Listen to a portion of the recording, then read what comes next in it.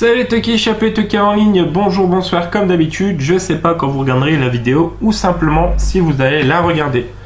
On va se retrouver aujourd'hui pour un nouvel épisode du Chat vous parle Cinoche, donc il y a une vingtaine de films que j'ai vus ces derniers temps dont j'ai envie de vous parler.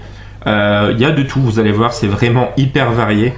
Et soit je vous présenterai le DVD en ma possession, ou soit je vous mettrai quelques photos en rapport avec le film.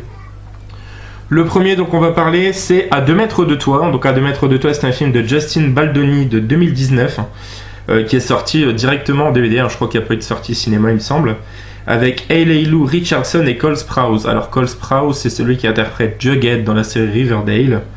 Le pitch, je vous le fais. Donc Stella et Will sont des jeunes gens pas comme les autres, ils vivent dans un hôpital. En effet, leur système immunitaire défaillant leur interdit de s'approcher trop près des autres. Stella est une éternelle optimiste, organisée et dynamique. Elle anime un blog suivi par ses amis. Lui, au contraire, est taciturne et refuse en bloc l'aide des médecins. Irrémédiablement attirés l'un par l'autre, ils doivent pourtant laisser 2 mètres entre eux. Donc ces deux jeunes, atteints de tous les deux, je crois, de la mucoviscidose, donc ils sont dans le même hôpital, et il y a énormément de scènes et de choses qui font penser à Nos étoiles contraires. C'est le même genre d'histoire. J'aime peut-être un peu moins, mais bon, je pense que c'est parce que c'est juste le premier visionnage. L'histoire est très belle, très bien écrite. Cole Sprouse, je trouve qu'il joue plutôt bien. Je regarde pas Riverdale, donc je sais pas ce que vaut cet acteur, mais j'ai plutôt trouvé convaincant dans ce film. Il y a un énorme clin d'œil à Eternal Sunshine of the Spotless Mind, donc ça m'a vachement fait plaisir vers la fin du film. Le film est très beau, les musiques sont vraiment cool, c'est un petit peu rock'n'roll. Il y a un petit peu, pas mal d'humour noir même. Je vous le conseille, franchement, c'était une bonne découverte. C'est un film que ma chérie voulait voir dès qu'elle en a entendu parler, et je suis vraiment pas déçu d'avoir regardé avec elle. Donc je vous le conseille, ça s'appelle À 2 mètres de toi. C'est pas très joyeux non plus. Donc ça, c'était le premier. Le second film dont on va parler est un film de guerre qui s'intitule Fury de David Ayer, avec un très gros casting. Donc on a Brad Pitt en tête de file, on a Michael Peña, Shia LaBeouf, John Bernthal. Voilà, donc Fury, l'histoire c'est simple. Brad Pitt interprète un capitaine qui va mener ses hommes à bord du tank baptisé Fury, et on va suivre leur pérégrination à travers des lignes nazies, quoi, jusqu'à un final vraiment dantesque et vraiment excellent, où ils vont devoir tenir un carrefour en sachant que leur tank il a explosé avec une mine antipersonnelle, enfin une mine ou quelque chose, et ils vont devoir le tenir et tenter l'impossible en fait. Un excellent film de guerre, franchement j'aime beaucoup, je l'avais vu au cinéma, je l'ai revu depuis 2-3 fois en DVD, et j'aime vraiment beaucoup, c'est un des meilleurs films de guerre de ces dernières années je trouve. Brad Pitt comme toujours est magistral, et particulier la performance de Shia LaBeouf et John Bernthal qui est vraiment magistrale. John Bernthal c'est un peu le gros bras, le bourrin, et Shia LaBeouf c'est un peu le fanatique religieux, enfin fanatique, non plus à l'extrême. Je vous le conseille si vous l'avez pas vu, Fury, vraiment un très bon film. Allez, on enchaîne. Donc c'est pas anodin si quand je vous ai parlé d'À 2 mètres de toi, j'ai mentionné Eternal Sunshine, parce que du coup le lendemain j'ai montré ce film à Elisa qui ne le connaissait pas, donc film de Michel Gondry avec un énorme casting à Jim Carrey, Kate Winslet, Mark Ruffalo, Kirsten Dunst et Elijah Wood. L'histoire est simple. Jim Carrey interprète un homme pas forcément bien dans sa vie, qui va faire la connaissance du jour au lendemain de Clémentine, donc qui est interprétée par Kate Winslet, qui est une fille super exubérante et super extravagante. Et du jour au lendemain, il va s'apercevoir en fait qu'elle a fait effacer sa mémoire pour l'oublier. Et il va du coup tenter de faire la même chose pour pas souffrir, parce qu'il est vraiment tombé éperdument fou d'elle. Et en fait, le processus va plus ou moins rater. En gros, à l'intérieur pendant son espèce de sommeil sur lequel ils sont en train de faire le nettoyage de son cerveau, il va essayer de s'accrocher à ses souvenirs et de la garder à travers ses souvenirs. C'est du pur Michel Gondry. Si vous avez vu La Science des rêves par exemple, ou un film comme je crois L'écume des jours, je crois que c'est lui aussi. Voilà, c'est très onirique, très particulier, très barré, mais c'est vraiment excellent. La musique est signée Beck, très bonne aussi. Et c'est mon rôle préféré de Jim Carrey. J'adore ce film, j'ai l'affiche du film. Et si vous l'avez pas vu, je vous le conseille vraiment. Kirsten Dunst est complètement cinglé dedans. Et voilà, un excellent film. Eternal Sunshine of the Spotless Mind. Alors le film suivant dont je vais vous parler est un film de 95 de Rolf de Heer, avec en rôle principal Nicolas Hope. Donc c'est un film australo-italien qui s'intitule Bad Boy Bubby. Alors Bad Boy Bubby, j'en avais juste beaucoup entendu parler, je savais que c'était un film assez barré, assez spécial, assez particulier. Et en effet, ça l'est. Le pitch, donc je sais plus si c'est vraiment Bubby son prénom, donc séquestré par sa mère depuis une trentaine d'années presque. Il n'a jamais vraiment pu voir la couleur du jour et ne sait pas à quoi ressemble l'extérieur. Un beau matin, il va tuer sa mère, en fait, avec du cellophane. Et il va du coup pouvoir s'évader et découvrir le monde extérieur. Et il va devenir, par plusieurs événements qui vont s'enchaîner, le leader d'un groupe, entre guillemets, rock, chrétien, machin. Et ils vont l'appeler, je sais plus, Pope ou quelque chose comme ça. En fait, il marmonne souvent des mots, des trucs un peu bizarres. Et les gens qui vont l'écouter vont voir en ça un truc un peu mystique et tout. Et donc, c'est vraiment un super film, complètement barré. Bien crade. En tout cas, la première partie du film est vraiment crasse-pec. J'ai vraiment beaucoup aimé. Nicolas Hoult, je le trouve excellent. Je connaissais pas cet acteur. Et ouais, clairement, c'est très bon. Et toute la deuxième partie du film, donc ces performances rock, entre guillemets, c'est pas du rock, mais voilà. Ça a énormément inspiré notamment Nick Cave, qui est un musicien lui aussi un peu perché et qui est aussi considéré comme un prêcheur de la bonne parole, tout ça. C'est un peu l'image qu'il a dans ses concerts. Il est au devant de la foule, tout ça, il fait des grands gestes et tout, comme s'il prêtait sermon, voilà, il faisait des sermons. Et ouais, franchement, je vous le conseille. Bad Boy Bubby, vraiment particulier. Et je pense que c'est pour le coup pas tout le monde qui aimera bien. Mais moi, j'ai vraiment accroché. Allez, on enchaîne avec un film qui a complètement rien à voir. Un film de 2017 de Scott Wheeler, deuxième du nom, qui s'appelle L'attaque des Donuts tueurs. Donc ce film, dès sa sortie en festival et tout, dès que j'ai entendu l'existence de ce truc-là, j'ai dit il faut absolument que je le voie. Il a commencé à être diffusé dans plusieurs festivals. Il a notamment été au festival de l'Alpe d'Huez, donc festival de comédie entre guillemets française. Moi qui aime beaucoup tout ce qui est l'attaque des tomates tueuses, tous les trucs un peu nanardesques comme ça, je me suis régalé. J'ai passé un excellent moment devant. Les mises à mort entre guillemets sont très fun. Il y a plein de références à plein de films de la pop culture. Franchement, je me suis pas ennuyé. Je me suis vraiment régalé. J'ai passé un très bon moment. Et puis après, ça donne faim. Donc l'attaque des donuts tueurs, je le conseille pour passer un bon moment avec des potes ou solo, avec un petit peu de bière ou juste de la pizza. Il y a moyen de bien s'éclater devant. Alors on enchaîne avec un film de 2013 de Fede Alvarez qui n'est autre que le remake de Evil Dead. Tout bonnement, c'est une des rares sagas où je préfère le remake à l'original. Le premier, Evil Dead, j'ai un peu de mal avec, très clairement. Le 2, je le trouve génialissime, mais le premier, l'original, j'ai un peu de mal. Mais ce remake, je le surkiffe. Je l'ai découvert à l'époque au cinéma en 2013, j'avais pris une claque monumentale. Et voilà, je l'ai revu pas mal de fois depuis et je me régale toujours autant. Quand je veux mettre un petit truc en fond pendant que je fais le montage de mes vidéos, que je fais rien de particulier à côté, je me mets ce genre de film parce que je le connais par cœur. Et parce que les scènes gore me font tout le temps aussi vibrer, c'est tout le temps aussi jouissif, je trouve. Et c'est vraiment génial. Comme dirait la critique masquée, c'est un film galvanisant. Donc voilà, Evil Dead, le remake. Pour ceux, les rares personnes qui l'ont pas encore vu, je vous le conseille très fortement. Et je viens d'apprendre tout récemment qu'en plus Fede Alvarez est à la préparation d'un remake, reboot, suite, on sait pas trop, de Massacre à la tronçonneuse. Donc j'ai très hâte de voir ça parce qu'à part Evil Dead, il a fait l'excellent Don't Breath. Une tarte de découvrir ce que ça donne. Donc Evil Dead, pour ceux qui l'ont pas vu, foncez. Du coup, on enchaîne avec un film complètement taré. On va rester dans l'horreur, dans le biacrade, dans le biagore, avec un film franco-suisse de Xavier Gans, avec notamment Samuel Le Bihan ou Estelle Lefébure au casting. Je veux parler du film Frontières, le génialissime Frontières. Que pareil, j'ai malheureusement pas découvert au cinéma, que j'ai vu énormément de fois aussi, et je me lasse pas de ce film. C'est une pure boucherie. Je trouve Samuel Le Bihan magistral dedans. C'est vraiment excellent. Encore une fois, ce genre de film à pas conseiller à tout le monde. Il y a clairement des inspirations, Colline à des yeux, Massacre à la tronçonneuse, on voit vraiment les références.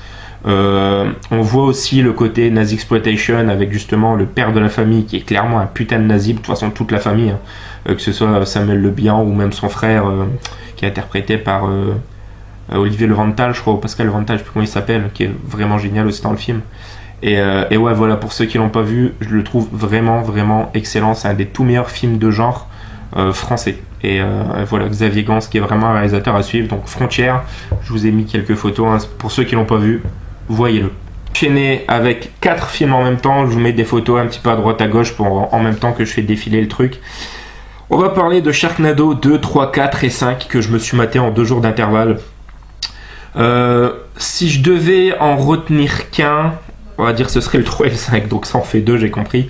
Le 2 est sympathique, mais c'est pas ouf, ça monte crescendo, les mises à mort sont cool, et voilà, c'est pas démentiel. Le 3, il est putain de jouissif. Le 3, il y a une scène d'entrée où il doit protéger le président à la Maison Blanche, où il y a des tueries de requins qui tombent dans la Maison Blanche et du n'importe quoi. Il y a notamment un caméo de George R. R. Martin, donc l'écrivain de Game of Thrones, qui est réputé dans ses bouquins de décapiter, de tuer bon nombre de ses personnages. Et c'est super symbolique parce que dans le film, il est au cinéma en train de regarder un film et il y a un requin qui traverse l'écran et qui le décapite. Donc c'est purement jouissif. Il y a David Hasselhoff qui est monstrueux dedans, comme à chaque fois qu'il fait des caméos dans ce genre de film. Ça se termine dans l'espace, c'est n'importe quoi. C'est vraiment, vraiment excellent. Le 4e, c'est peut-être le plus what the fuckesque que j'ai vu. On parle de Sharknado, de Nuclear Nado, de Avalanche Nado. En fait, il va y avoir différents cataclysmes et ils vont ajouter un nom à la tornade de requins. Genre quand il va avoir des éclairs, ça va être un éclair nado. Quand il va avoir une catastrophe nucléaire, ça va être un nucléaire nado. Enfin, c'est vraiment n'importe quoi. Là, encore une fois, il y a un petit peu David Hasselhoff. Il est très très bon, c'est très délire. Il y a une énorme référence, un énorme clin d'œil à Massacre à la tronçonneuse. C'est vraiment trop bon. Et voilà, donc ça c'est pour le 3e, non le 4e. Et le 5e qui est très très cool aussi, très fun. L'acteur principal, donc Ian Ziering, qui était dans, je crois que c'était Beverly Hills ou Melrose Place, qui est purement parfait dedans. Tara Reid, pareil, qui joue Vicky dans American Pie, qui vieillit très bien, je trouve, pour le coup. Et le 5, on apprend en fait que c'est une malédiction ancestrale, que déjà dans l'Antiquité, dans les anciens temps, il y avait des Sharknado et c'est n'importe quoi. Et le 6, apparemment, ça traverse différentes époques où il y a un truc avec des dinosaures, avec du Moyen-Âge, avec. Voilà. Bon, celui-ci, apparemment, c'est le dernier, le 6. Donc, bon. Voilà, Sharknado, c'est clairement des putains de divertissements, des CGI hyper pourris, mais c'est énormément de clins d'œil, il y a plein de films connus, c'est du pur délire et on se marre vraiment bien devant. Franchement, penchez-vous, ayez la curiosité d'en mater au moins un. Si vous vous marrez, vous allez accrocher sur tout le reste. Et c'est mauvais, hein, c'est très mauvais, hein, mais c'est du bon mauvais. Donc voilà, Sharknado 2, 3, 4, 5. Et on enchaîne avec un autre film, cette fois-ci un film très récent de 31 janvier 2020. Film sorti sur Netflix de Benny Safdie et Josh Safdie, donc les frères Safdie. Avec en tête d'affiche Adam Sandler. Ah, mes souhaits. Alors, pour ceux qui me connaissent un petit peu, vous savez que c'est un acteur que j'affectionne pas du tout, vraiment très très peu. Il n'y a pas beaucoup de rôles que j'aime vraiment bien de lui. Mon film préféré, c'est Punch Drunk Love, que j'adore pour le coup. Et j'aime beaucoup des comédies comme Zoran ou Zoltan, je sais plus, là, rien que pour vos cheveux. Les copains pour toujours, et encore un ou deux autres. Mais sinon, c'est vraiment un acteur que j'ai du mal. Je trouve que j'ai toujours trouvé que c'est un sous-Ben Stiller.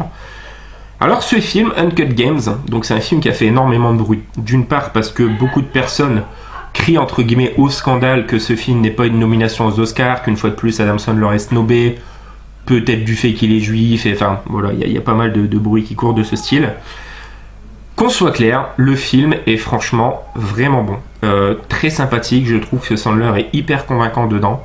Il joue une caricature pour le coup vraiment du juif, donc véreux, fan d'argent, avare, et le côté persécuté, parce que dans l'époque les juifs étaient persécutés, blablabla. Bla bla.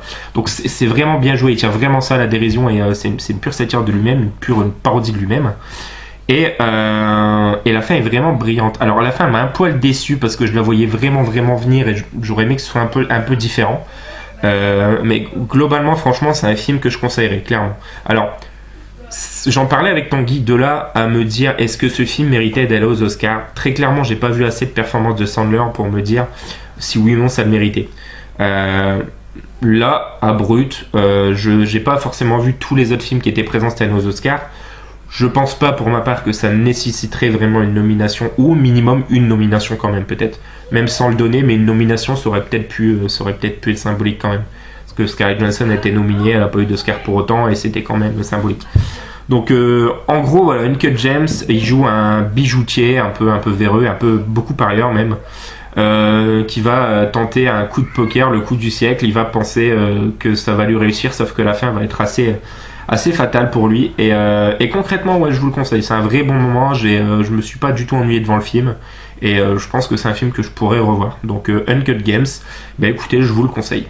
Ensuite, on enchaîne avec un film qui n'a complètement rien à voir. C'est un film français de Benjamin Whale, un film de 2016, donc qui s'intitule West Coast. West Coast, c'est quoi? C'est un groupe de jeunes ados qui sont au collège, je crois, passionnés de culture hip-hop américaine et notamment des Insane Clown Posse, qui est un groupe qu'Eminem moquait beaucoup au début de sa carrière. Et dans leur tête, c'est des Américains, quoi. Quand ils voient une fille, c'est une biatch, ils parlent un peu comme ça et c'est assez drôle. Et il se trouve que l'un d'eux, son père, interprété d'ailleurs par Pierre-François Martin Laval, PEF, est flic. Et les jeunes, surtout un est embêté à l'école, et du coup son pote décide de prendre son flingue pour le régler à l'américaine, quoi, à la mode gangster. Et il se trouve qu'ils vont perdre le flingue et le film, ça va être la quête, la recherche du pistolet. Et c'est un très très bon film, ça m'a un petit peu fait penser à Stand By Me, il y a un peu un côté Stand By Me. J'ai vraiment passé un super moment, toute la scène chez les drogués où justement ils tirent 2-3 lattes sur le bédo est vraiment bien foutu. J'ai franchement passé un bon moment, c'est pas un film excellent. Il y a beaucoup mieux dans le genre, mais ça a conseillé au moins à voir une fois. C'est un petit film pas très connu avec très peu de budget, qui a pas fait beaucoup de bruit, qui est disponible sur Netflix si vous voulez le voir. Je vous ai mis 2-3 photos, donc ça s'appelle West Coast. Je vous le conseille, vous allez passer un bon moment. Alors on enchaîne ensuite avec un dessin animé culte de mon enfance, film de Don Bluth, qui n'est autre que Rocco, donc le coq interprété, enfin la voix c'est Eddie Mitchell, et il y a aussi la voix de Tom Novembre et de Leo. Rocco, alors je vais vous lire le pitch. Ce sera plus simple. Donc Chanteclair, le coq le plus rock des 50s, a oublié de chanter un matin, mais le soleil s'est quand même levé. Ridiculisé, il quitte la ferme à la grande joie du grand-duc le hibou, qui va bientôt pouvoir faire régner les ténèbres éternelles. Il faut que Chanteclair revienne. C'est un très très beau dessin animé, c'est du pur Dumbluss. Très rock'n'roll, la voix d'Eddie Mitchell passe super bien sur le coq, je trouve. Un peu dur, hein, parce que le méchant, le grand-duc, est quand même vachement... un peu comme le méchant dans Brisby, le secret de Nîmes, fait un peu penser à ça d'ailleurs. C'est un peu la particularité des films de Don Bluth, c'est qu'ils sont pour enfants mais très adultes en même temps. Ça parle souvent d'abandon, de mort, tout ça. Donc c'est des sujets vraiment pas évidents à parler aux enfants et je trouve que les films de Don Bluth sont une super porte d'entrée pour faire découvrir ça et comprendre ça. C'est un dessin animé qui m'a beaucoup touché, que j'ai vu à l'époque sur Canal+, et que j'ai revu depuis pas mal de fois. Et je l'ai montré là il y a une dizaine de jours à mes deux filles et à ma chérie, ils ont beaucoup aimé, que ce soit les deux petites, donc 3 et 2 ans, et ma chérie. Donc je suis très content qu'ils aient vu ce film. Et petit à petit, je leur fais découvrir de toute manière toute la filmographie de Don Bluth qui vaut vraiment vachement le coup. Il n'y a pas que Disney dans la vie. Donc voilà, c'était Rocco. On enchaîne avec un film français de Pascal Chaumet de 2012 qui est Un plan parfait. Avec Danny Boone et Diane Kruger. Donc faut savoir, pour ceux qui me connaissent, je suis pas fan de Danny Boone en tant qu'acteur du tout, même il y a 2-3 films que j'aime et encore c'est vraiment l'extrême maximum. Celui-ci est vraiment excellent. L'histoire elle est simple. Diane Kruger fait partie d'une famille où le premier mariage ne marche jamais, qu'il faut à tout prix qu'il y en ait un deuxième. Elle s'est jamais mariée, elle avec son homme, elle pense que c'est l'homme idéal, donc il faut à tout prix qu'elle fasse un mariage bidon pour pouvoir se marier avec et que ça marche. Sauf que on comprend que le bidon entre guillemets c'est Danny Boone et que finalement c'est de lui qu'elle va tomber amoureux. Des très bonnes scènes, tous les passages en Afrique sont vachement cool, en Russie sont vachement cool, c'est tous des endroits en plus où je suis allé en Russie donc ça me touche tout particulièrement. Et le duo fonctionne vraiment super bien et la fin est très très bonne aussi, donc je vous le conseille. Un plan parfait, c'est un très bon film français des années 2010 pour moi. Donc voilà. Ce film dont je vais vous parler, je suis très content de vous le présenter. C'est un film très récent qui est sorti en vidéo à la demande le 23 janvier 2020. C'est un film de Tyler Nielsen et de Mike Schwartz avec Shia LaBeouf, Dakota Johnson et surtout une révélation, Zachary Gottsagen. Zachary Gottsagen, c'est un ado adulte atteint de, alors je sais pas si c'est la trisomie 21, enfin il est un peu comme Pascal Duquesne dans le 8e jour, je sais plus c'est quoi le handicap. Qui va s'évader de son centre, de sa structure adaptée. Et Shia LaBeouf interprète une petite frappe qui va faire brûler un entrepôt et du coup il va être en cavale. Il se trouve que les deux vont se rencontrer, qu'ils vont devenir inséparables, vont devenir meilleurs amis. Et que Dakota Johnson, donc il y a la nana complètement plate et qui ne sait pas jouer dans les 50 nuances degrés. Quand j'ai vu que c'était elle au début du film, j'ai eu peur. Finalement elle s'en sort pas trop mal, elle sait à peu près faire 2-3 expressions de visage donc ça passe. Le film est très très bon. Le film c'est simple. L'adulte, alors je sais plus c'est comment son prénom dans le film. C'est Zach, c'est Zach, qui est un grand fan de catch, notamment d'un catcheur qui s'appelle Saltwater Redneck. qui travaille à la Saltwater Redneck. Je sais plus comment il s'appelle le catcheur. Et il voudrait le rencontrer, apprendre à faire du catch et ce serait son rêve ultime. Et tout le film ça va être ça en fait, ça va être un buddy movie, un road movie, la traversée du bayou et de l'État, je sais plus dans quel État il se trouve aux États-Unis, pour retrouver ce fameux catcheur et qui lui apprenne à faire du catch. Et c'est un très très beau film qui a pas fait beaucoup de bruit, pas beaucoup de monde en parle et il vaut vachement le coup, je vous le conseille. Alors je vous cache pas que le catch est vraiment mis au second plan. On en parle grosso merdo les 25 dernières minutes du film, mais c'est pas le plus important. Je trouve que vraiment la relation entre Shia LaBeouf et lui, elle est exceptionnelle. Et on voit que dans la vraie vie, ils sont potes parce que justement à la cérémonie des Oscars, ils sont venus remettre un prix tous les deux et on voit que vraiment Shia tient énormément à lui, donc c'est très très beau. Et ça montre encore une fois que Shia LaBeouf est un excellent acteur parce que vraiment il joue un super rôle dedans. Et c'est un film que je vous conseille fortement. Donc c'est un de mes coups de cœur de cette sélection de la vidéo. Donc Peanut Butter Falcon. On va ensuite parler de non pas un film mais d'un spectacle. Alors un one-man show mais assez particulier, donc d'un gars que j'aime beaucoup qui s'appelle Kian Kojandi, donc celui qui a fait Bref, qui a coécrit Bloqué avec Orelsan et Gringe. Donc Pulsion, c'est le nom de son spectacle, je crois que c'est un spectacle de 2016 ou 2017 qui est excellent, qui dure 1h10, on passe un putain de moment pendant tout le spectacle. Il va faire le différent étalage de toutes les pulsions qu'on a nous en tant qu'êtres humains, qui sommes des animaux, mais qui nous sommes nous-mêmes donné le statut d'humain. Donc il va commencer par la pulsion sexuelle, ça va être très très drôle, il va parler de l'impulsion amoureuse, de la pulsion de bouffe. C'est super bien écrit, franchement, on se marre beaucoup dans le spectacle. Et il termine sur une fin à la Bref, de son truc le plus connu. Et c'est tout bonnement parfait. Donc il y a des moments assez émouvants où il parle de la mort de son papa, qui c'est vraiment bien amené dans le spectacle et c'est vraiment bien, comme bien dit, on va parler d'un truc triste en rigolant et c'est vraiment ce qu'il fait.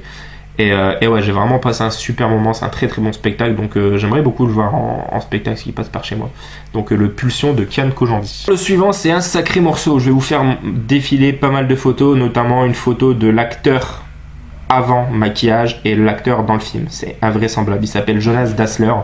Le film est de Fatih Akin, c'est un film de 2019 qui s'appelle en original Der Goldene Handschuh, c'est un truc allemand, et le titre anglais c'est Golden Glove. Alors Golden Glove, ça raconte quoi? Ça se passe dans Hambourg dans les années 70. Le Golden Glove, c'est le nom d'un bar miteux, crasseux au possible, où on va voir toute une galerie de personnages les plus déglingués les uns des autres, des prostituées mais vraiment immondes, un nazi avec des lunettes mais un carreau en moins comme s'il y avait un œil de verre, enfin c'est n'importe quoi. Et on a au milieu de tout ça Fritz Honka, donc qui est le jeune homme interprété par le fameux Dassler là, qui est un mec complètement loser, et en fait c'est un putain de serial killer. Le film commence, il est en train de découper un cadavre, clairement. Et en fait c'est ça, on va suivre ses errances, ses difficultés envers la gente féminine, et que quand souvent il ne sait pas s'y prendre, il faut qu'il boit beaucoup de schnapps, beaucoup. Et après il massacre des femmes quoi. Et c'est un putain de film, c'est une de mes plus grosses claques de ces 5-6 dernières années. Franchement, j'ai commandé le DVD, il doit arriver là sûrement demain. C'est hallucinant. La fin, j'ai eu peur, je pensais que la fin allait être pour le coup amoral, et c'est pas le cas. Et d'ailleurs, il y a un super truc visuel sur la fin où dans le nuage, on distingue une tête de mort dans le nuage, et je vous dis pas pourquoi, mais vous comprendrez. Je vous conseille ce film de Fatih Akin, qui est un cinéma pas facile d'approche. Il n'y a que 2-3 films qui sont visionnables chez nous, je crois. C'est vraiment clairement un super film. Alors comme l'a dit Drawer, qui est un youtubeur que je suis et que j'aime beaucoup, c'est vraiment le genre de film où clairement une fois qu'on l'a vu, on a directement envie d'aller prendre une douche, on se sent pas bien et on a soif, on a très soif. Donc Golden Glove, franchement je vous le conseille très fortement. Si vous aimez les films de psychopathes du style Henry Portrait d'un serial killer, c'est ça en 1000 fois pire, hein. C'est vraiment très très sale. Vous allez voir l'état de sa maison, c'est incroyable. Le film est vraiment génial, et la performance d'acteur, je le répète, de Jonas Dassler, magistrale. Vous allez être halluciné par sa performance, franchement. Donc Golden Glove, je vous le conseille plus que fortement. Dans le film suivant, il y a des choses à dire. Donc ce film suivant est un film de Lee Bin-gang, je crois que c'est son premier film. Ça s'appelle KFC. Alors c'est un film dont j'ai entendu beaucoup parler par certains youtubeurs, un film qui a fait le tour de quelques festivals et qui a fait pas mal parler de lui. C'est en édition Spectral Films, donc cette édition offre la particularité d'avoir en bonus La critique de Dirty Tommy, qui est un youtubeur que je suis, et de Critique Masquée, donc maintenant la critique de Zoltan. J'étais hyper impatient de découvrir ce film tant j'en avais entendu parler. Le pitch est simple. C'est des employés de KFC qui récupèrent en gros des clients pour les manger. Enfin, c'est du cannibalisme. De la nécrophilie et du cannibalisme. Parce qu'avant, ils les violent souvent, ils coupent la langue, ils la mangent. Et après, voilà. Donc, il y a certaines idées de mise en scène intéressantes. Il y a notamment une scène d'immolation, le briquet tombe au ralenti avec une musique, c'est vachement bien foutu, je trouve. La scène de baston hyper rapide, très cutée, c'est vraiment particulier. C'est assez original. Mais grosso modo, j'ai trouvé le film long alors qu'il est très court. Le film il dure même pas 1h20, je crois 1h10. Et j'ai été un peu déçu, clairement. Je m'attendais à quand même beaucoup mieux de ce que j'en ai entendu parler. C'est pas mauvais, mais c'est en dessous de mes attentes. Voilà, ça se laisse regarder, mais je pense que c'est pas un film que je regarderai plusieurs fois non plus. Donc c'est pas un film facilement trouvable. Il est encore disponible en quelques exemplaires en Blu-ray sur Amazon, je crois. Si ça vous intrigue et vous intéresse, regardez-le. Je sais plus si c'est un film hongkongais, thaïlandais ou coréen. Mais voilà, ça vaut le coup d'œil, mais c'est pas mémorable non plus, je trouve. Donc KFC. Alors ce film, voilà, je vous mets des images ici, ça va être Jojo Rabbit.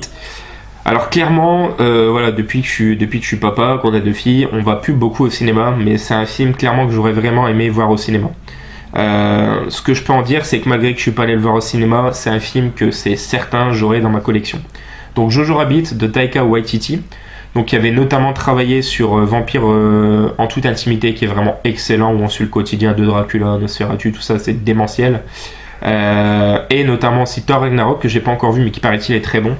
Jojo Rabbit, c'est l'histoire d'un petit garçon qui fait partie de la jeunesse hitlérienne, des Young Volker, je crois. Et il se trouve qu'il a un ami imaginaire dans sa tête, comme on a tous eu presque enfant, et son ami imaginaire dans sa tête, c'est une personnification d'Adolf Hitler. Et en fait, tout le début du film, on suit son parcours à travers justement ces Young Volker. Et il va se passer quelque chose. Bon, c'est pas un spoil parce qu'on le voit dans la bande-annonce. Sa mère est entre guillemets résistante et cache une juive chez elle. Lui est persuadé dans sa tête, voilà, étant un petit futur nazi, que voilà, les juifs c'est le mal, c'est toutes les caricatures possibles et imaginables. Et en fur et à mesure qu'on avance dans le film, sa mentalité va changer et justement petit à petit Adolf Hitler va sortir de sa tête jusqu'à ce que lui, clairement et purement, il l'éjecte au sens propre comme au sens figuré. J'ai trouvé le film vraiment excellent. C'est très très bien mis en scène. Ça pourrait être glissant à certains moments, ça ne l'est pas du tout. Je trouve Taika Waititi en Hitler hilarant. Vraiment, on sent clairement ses inspirations, notamment du dictateur de Chaplin, évidemment. Scarlett Johansson aurait, je trouve, mérité son Oscar pour le second rôle pour ce film, parce qu'elle est vraiment bluffante aussi dans le film. La petite découverte du garçon, donc il y a Roman Griffin Davis, est juste génial. On a aussi Sam Rockwell, un officier nazi gay entre guillemets. Et d'ailleurs, alors je sais jamais son nom, mais c'est celui qui fait Schlang dans Game of Thrones et celui qui tue la chienne de John Wick, de Keanu Reeves dans John Wick, qui est le bras droit de l'officier nazi, qui est aussi gay. Enfin, c'est assez drôle. Il y a toute une scène où il y a une Gestapo qui débarque, où on a une musique vachement stressante en fond. Vraiment, c'est une comédie, mais ça nous montre que c'est vraiment sérieux ce qui se passe. Et toute une scène où ils font tous Heil Hitler, mais c'est hilarant parce qu'ils sont 10, en fait ils sont 2 et ils disent 30 fois d'affilée Heil Hitler. C'est un running gag, ça devient n'importe quoi et c'en est vraiment hilarant. Et voilà, le film est très très beau. Donc je regrette vraiment de ne pas avoir pu le voir au cinéma. Il y a des moments assez durs. On a toute une scène où il est dans la ville, où on sort d'une scène comique avec une musique un peu drôle, tout ça, et on arrive et on voit en fait toutes des personnes pendues devant lui comme ça, avec des messages, on voit les jambes pendre, on voit clairement que c'est des pendus, pour nous dire que voilà, on est dans une comédie, mais c'est quand même pendant l'Allemagne nazie, c'était des horreurs et compagnie et tout ça. Donc malgré qu'on voit la guerre et cet aspect-là par les yeux d'un enfant, donc un petit peu comme à certains moments ça peut faire penser à La Vie est belle, notamment toute une scène où Scarlett Johansson est dans sa cuisine en train d'essayer de duper son fils alors qu'il a compris qu'il y a la juive dans la chambre. Elle m'a vraiment fait penser à Benigni dans La Vie est belle sur cette scène là. Et voilà, Jojo Rabbit, je le conseille, c'est un très très beau film et c'est clairement un film que j'aurai dans ma collection. Et du coup, l'avant-dernier film de cette vidéo, donc je me suis fait hier soir Jojo Rabbit, j'ai enchaîné avec ce film, donc qui est un film tout récent. Il vient de sortir il y a 12 jours en VOD, c'est un film de Pedro C. Alonso, coproduit par Raume Collet Serra. qui est un réalisateur espagnol assez connu.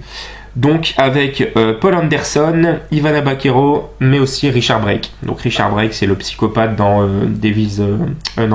Three From Hell, dans 31 de Rob Zombie, et puis dans plein de trucs. Il est hyper connu, Richard Brake, un putain d'acteur. Et donc l'histoire elle est simple, une personnalité de la radio fait une émission pensant normale. Il va s'apercevoir qu'un groupe de personnes, d'individus cagoulés, masqués et lourdement armés sont de l'autre côté de la vitre et le forcent à faire son émission de radio comme si de rien n'était. Donc on se demande un petit peu ce qui passe. Il y a son collègue qui arrive pendant l'émission et on commence à avoir des instructions dans le casque qui dit tu le forces à rester avec toi et tu lui demandes qu'est-ce qui s'est passé l'année dernière. Donc on apprend qu'il y avait un événement, une soirée avec leur célébrité, comment on appelle ça, notoriété. Ils ont abusé d'une fille et voilà, ça va aller un peu plus loin tout ça. Et il va le forcer à l'antenne à tout avouer parce que sinon en gros ils vont se faire tuer tous les deux. Et le film est très très bon, le rythme est vraiment intéressant. Richard Brake encore une fois excellent, la nana qui joue la fille de la famille est complètement psycho. J'ai passé un excellent moment, le film dure 1h37, on voit rien, on voit pas le temps passer, c'est très rapide. Il y a 2-3 scènes gore assez cool. La scène de la masse avec les doigts c'est très très bien. Mon seul petit regret, ma seule petite déception, c'est que pour le coup, on apprend que le deuxième homme a aussi trempé dans cette affaire. Et on va dire que la fin m'a déçu. J'ai pas envie de vous dire ce qui se passe, mais la fin m'a déçu.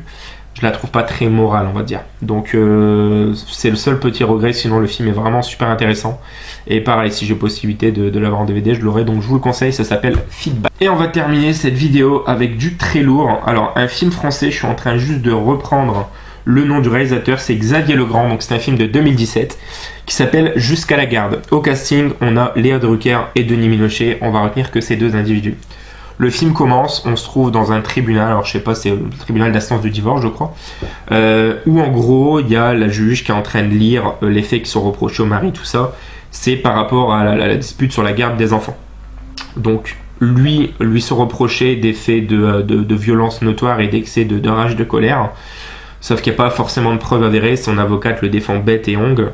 Et la mère, on la sent transit peur, donc Léa Drucker qui joue vraiment super bien dans le film, on la sent transit peur et on se demande si vraiment soit elle abuse ou soit si vraiment il est comme ça et du coup elle lui fait peur.